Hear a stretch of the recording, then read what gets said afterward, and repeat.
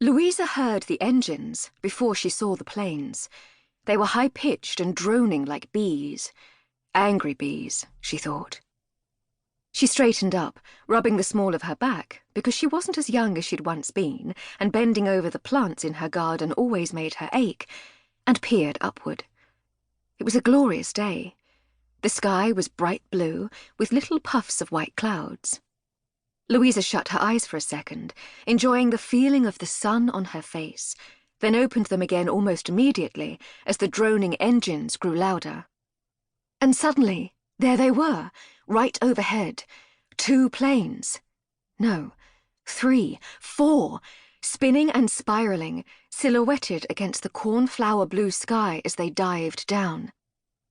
Louisa felt a little thrill of fear and excitement.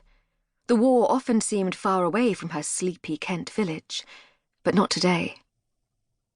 "Teddy," she called to her husband. "Teddy, come and see." The noise was louder now, engines screaming and guns crashing. The planes swooped downward, and Louisa gasped, thinking that surely they couldn't come this low. But then they were shooting upward again, into the clouds. She could hear voices around her as the village children crowded out into the street.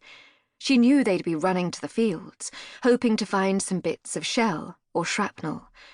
Part of her wanted to go and see what they would find, but she couldn't tear her eyes away from the battle in the skies. One of the planes came powering across the horizon, with another in pursuit. Louisa couldn't tell which was German and which was British. She narrowed her eyes, squinting against the sun. German in front, she thought, and a Spitfire closing the gap from behind. Good Lord. She turned to see Teddy standing next to her, his nephew Christopher at his side. Teddy frowned as he saw the planes, and Louisa immediately regretted calling him outside to look. Teddy's son had been killed in the last war, and he'd been devastated when this conflict had begun. Devastated. Without taking her gaze from the sky, Louisa reached for Teddy's hand and squeezed his fingers in hers, letting him know she was there. Teddy was resigned to the war now.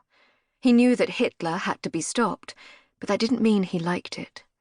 He refused to do anything that supported the fighting. Instead, he was the billeting officer for the evacuees who had flooded the village. Overhead, the sky was crisscrossed with contrails as the planes raced across the blue.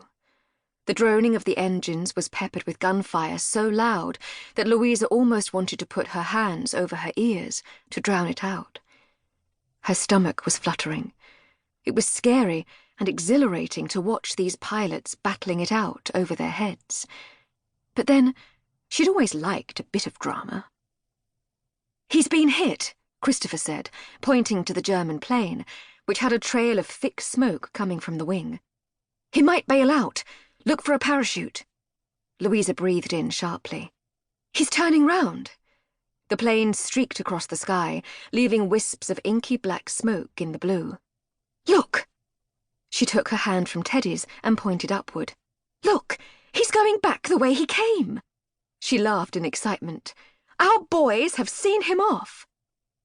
Teddy gave a little shudder and walked back up the garden toward their cottage without a word. Louisa felt a moment's regret for enjoying this dogfight as much as she had. She looked at Christopher. "Poor Ted," she said. "This is tough for him." Christopher nodded. "Every day must bring back memories of Philip." Overhead, the planes were disappearing into the distance, the sound of gunfire fading as they went.